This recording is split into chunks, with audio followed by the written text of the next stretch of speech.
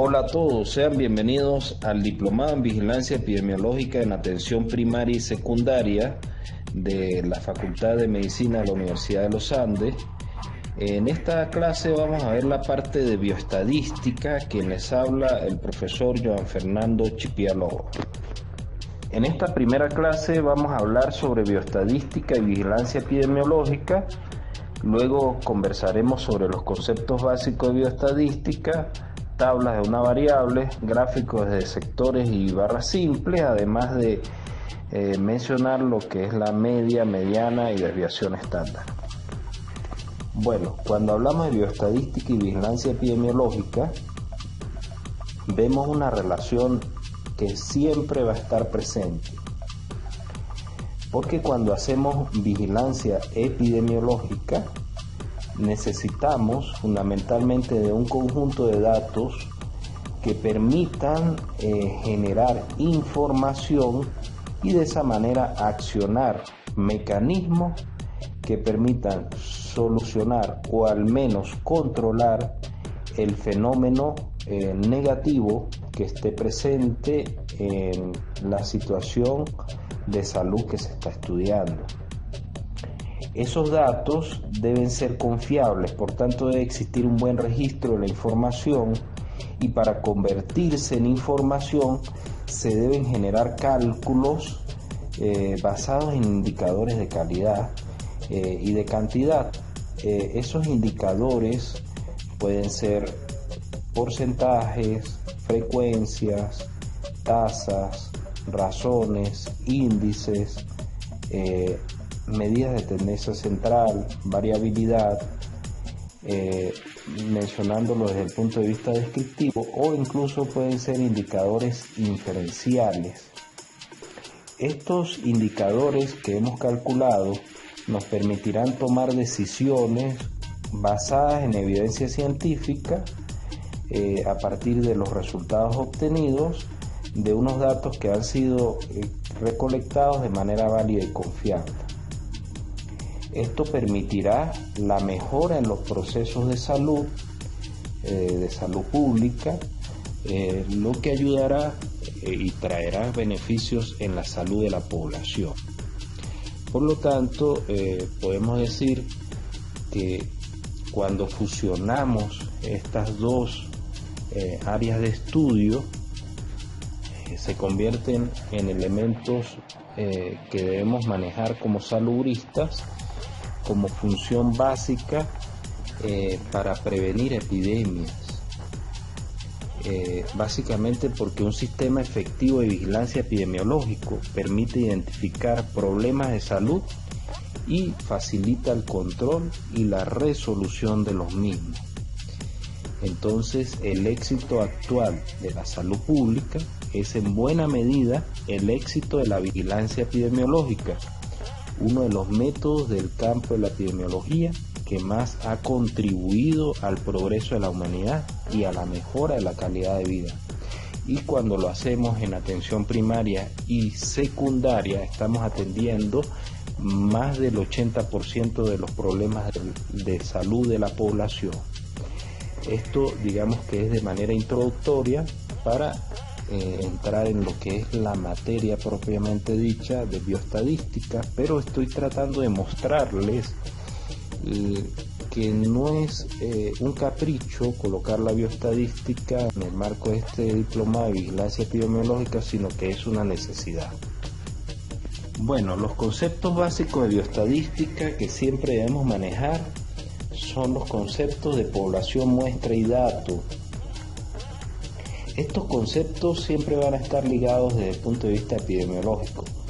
Población, los sujetos que yo voy a estudiar, que tienen propiedades comunes, pero en ocasiones no puedo estudiar a todos los sujetos que quiero estudiar y entonces tengo que tomar una muestra, es decir, una parte de la población que cumpla con las mismas propiedades.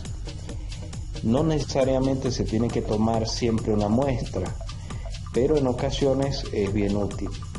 Y cuando yo mido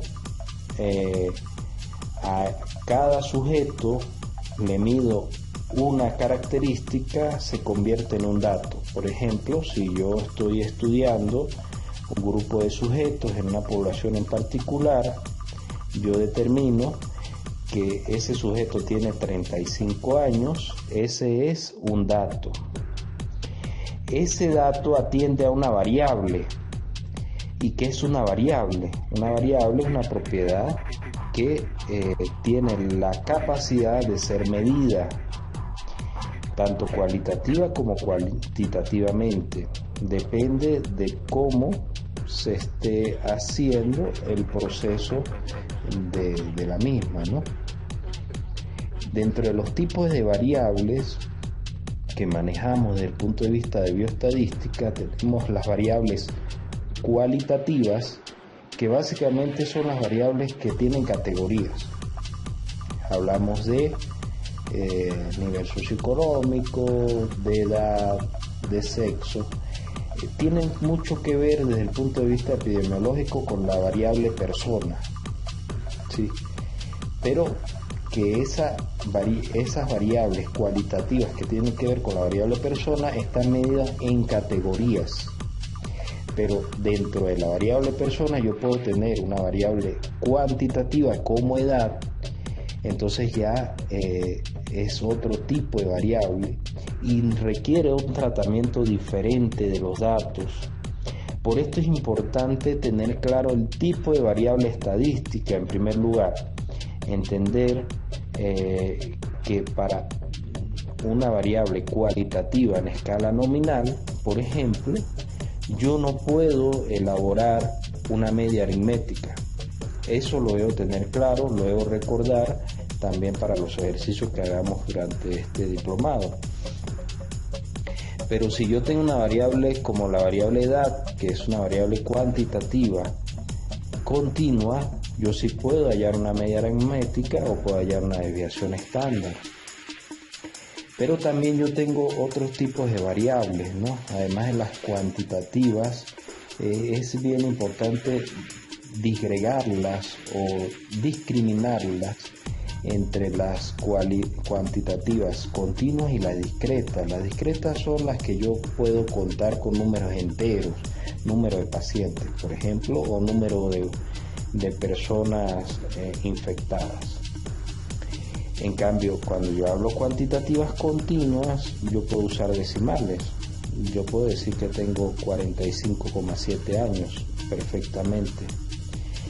Pero también puedo decir que mido 1,78 metros, es decir, que es una variable que permite decimales. Entonces, retomando un poco, tenemos que la población son todos los sujetos que voy a medir o que voy a estudiar en un contexto determinado, que tienen propiedades comunes en una temporalidad bien definida, y la muestra es una parte de esa población que tiene las mismas propiedades de la población, y el dato es lo que yo voy a tomar de una variable de cada sujeto de estudio. Que es una variable, es esa propiedad que yo estoy midiendo, y esa propiedad que estoy midiendo puede ser cualitativa cuando tengo categorías, o cuantitativa discreta cuando tengo números enteros, o cuantitativa continua cuando tengo números con decimales. Y finalmente tenemos que considerar las escalas de medición, que pueden ser nominales cuando no tienen orden. Si yo hablo de estado civil, no puedo decir que hay un orden, ¿no? Soltero, casado, divorciado, no hay ningún tipo de orden entre las categorías. Pero si yo hablo de nivel socioeconómico, alto, medio y bajo, si hay categorías ordenadas, y eso se llaman medidas en escala ordinal. Además de ello, tenemos las escalas de intervalo y razón. La de intervalo indica el cero, no indica ausencia. Un ejemplo es la temperatura. 0 grados no indica que no haya temperatura. En cambio, en la escala de razón, el valor 0 indica ausencia. Por ejemplo, que haya 0 casos. Eso indica ausencia de casos. Estos contenidos y esta narrativa que les estoy haciendo la pueden detallar más en el libro de apoyo que se los coloco allí en este diplomado. Pero son, digamos que conceptos que tal vez ustedes manejan porque son profesionales de ciencia de la salud, y simplemente lo estoy mencionando para que ustedes tengan un refrescamiento de estos conceptos, que son bien útiles y bien necesarios a la hora de elaborar el procesamiento de datos, que será de utilidad para la vigilancia epidemiológica. Bueno, aquí vemos un ejemplo, una tabla. Le coloqué un recuadro en negro. Ese recuadro es solamente para resaltarlo, no es que lleva ese recuadro la tabla, ¿no? Sino es para resaltar que lleva un título. Y vean que el título, la tabla tiene un número y después tiene una descripción del título en el cual se dice distribución según el sexo de los empleados de la Facultad de Medicina. Ahí está diciendo la variable sexo, está diciendo los sujetos, Facultad de Medicina, la Universidad de los Andes, Mérida, Venezuela. Está diciendo el lugar, ¿verdad? Y además está diciendo el tiempo, en julio de 2022. Estos elementos lo debe llevar toda tabla, porque como objeto matemático se debe observar con detalle a qué hace referencia esos resultados que se están presentando. Luego viene el cuerpo, que ustedes ven más abajo, y vean que la primera columna dice sexo femenino, masculino y total. Esa sería mi primera columna. La segunda columna dice frecuencia y tiene unos valores, y después viene el porcentaje. Puede tener otra serie de indicadores, depende del interés de lo que se quiera o se esté investigando. En la parte inferior se coloca la fuente, que en este caso se colocó datos supuestos o de dónde se tomó la información. Esto siempre debe estar presente en las tablas y en los gráficos. Deben tener su título, deben tener su cuerpo de acuerdo a su estructura, ¿verdad? Y su respectiva fuente. En cuanto al gráfico de sectores, ustedes lo ven allí, que normalmente se le llama gráfico de torta en el lenguaje popular, aunque es una manera incorrecta llamarlo, simplemente es gráfico de sectores o gráficos circulares. Allí ustedes ven la caracterización del mismo, pero lo más importante es que no tenga muchas categorías en la distribución del círculo. Si tiene más de 5 categorías, el círculo no se lee bien. La idea de un gráfico es que nos presente la información de manera rápida y sencilla. Observen también que este tipo de gráficos no se utiliza para variables cuantitativas continuas, como por ejemplo la variable edad, no es recomendada para ese tipo de variables. Tampoco se recomienda para variables que, como les decía, tengan muchas categorías. Pueden utilizar entonces otro tipo de gráfico. También pueden observar que tienen su título y tiene su fuente, que cada uno de los sectores tiene su porcentaje correspondiente. Es decir, que los gráficos se deben presentar fundamentalmente en indicadores relativos como porcentaje fundamentalmente, o otro indicador que sea de carácter relativo. Además de ello, ustedes pueden ver en esa imagen que no se están usando gráficos en 3 dimensiones. No es recomendado utilizar gráficos en 3 dimensiones. Continuamos con el gráfico de barras simples. Este gráfico se utiliza porque en ocasiones, o como les decía, en el gráfico de sectores, tengo el problema de que tengo más de 5 categorías y yo quiero tener una visión rápida de la variable de estudio. Entonces puedo usar un gráfico de barra simple. Nuevamente ustedes ven los elementos básicos, los títulos, cuerpo y fuente. En el eje X voy a colocar las categorías de la variable. o incluso los valores cuantitativos que estoy midiendo, y en el eje Y voy a colocar el indicador. El indicador, como les decía, siempre es recomendado que sea relativo. ¿Por qué? Porque básicamente me permite la comparación con otros gráficos que tengan condiciones similares, ¿no? En cambio, si yo lo mido en valores absolutos, no tiene sentido comparar. Es como si yo quisiera comparar un elefante con una hormiga, no tiene sentido, ¿verdad? En cambio, si yo lo puedo comparar en términos relativos, sí tendrá sentido. En cuanto a los indicadores, existen múltiples indicadores epidemiológicos. Ustedes seguramente van a detallar una serie de ellos, pero desde el punto de vista de bioestadística les voy a explicar, además de frecuencia y porcentaje, cuando realicemos la tabla, vamos a ver cómo realizamos una mediana, una media aritmética y una desviación estándar, entendiendo que la mediana es el valor que divide la distribución en dos partes iguales y se puede calcular para variables cualitativas medidas en escala ordinal hacia arriba.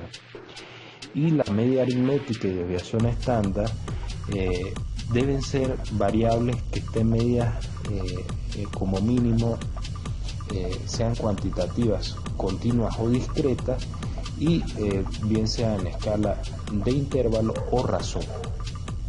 La media aritmética permite determinar el promedio del conjunto de datos porque hace una sumatoria de esos datos y lo divide entre el número de sumando, y la desviación estándar permitirá ver la variación promedio con respecto a la media aritmética, lo cual servirá para ver qué tanta diversidad o dispersión presentan los datos en estudio. Bueno, y de esta manera pues terminamos esta primera clase, que es de corte teórico. En una segunda clase vamos a ver lo que les he señalado de manera más práctica, ¿verdad? Cómo hacer una tabla, cómo hacer un gráfico, cómo calcular la media, mediana, desviación estándar. Allí tienen mi correo electrónico y mis redes. Ha sido un placer, nos vemos en la próxima clase. Hasta luego.